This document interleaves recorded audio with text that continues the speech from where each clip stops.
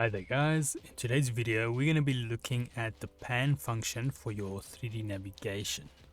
But before that, let's have a quick intro first.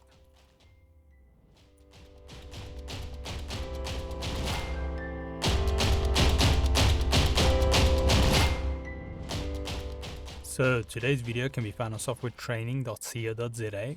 We make short and easy to watch problem solving videos, and we also have daily updates. Otherwise, back to the program here.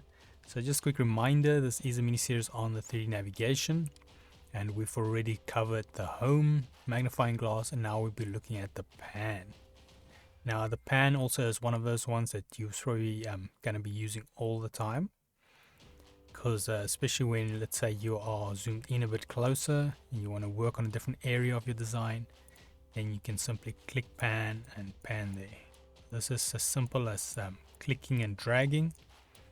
If you've worked on a tablet or phone, they're very similar to that, and this is great so you can actually work on better areas. Now obviously if you zoom out, if you don't want to use the home, you can always just pan it back to the center again.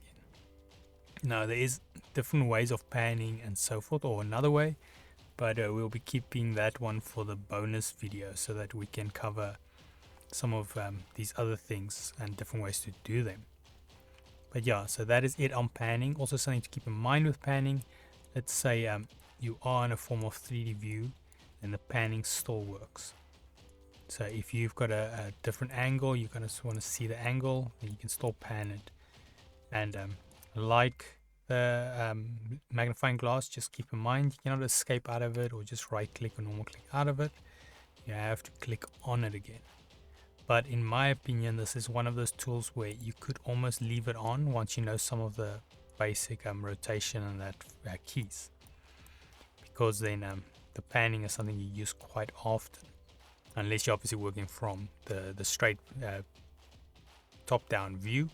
But like I mentioned before, a lot of times you need to work on finer details. Then when you zoom in, the pan is really valuable.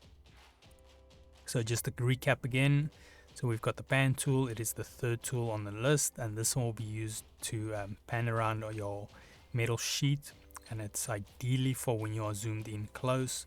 Then it makes the whole operation quite simple. But yeah, that is it on panning. If we head here to softwaretraining.co.za, you guys will notice we've got a variety of different softwares we do cover, and you can also isolate your search on the top right if you don't find it here.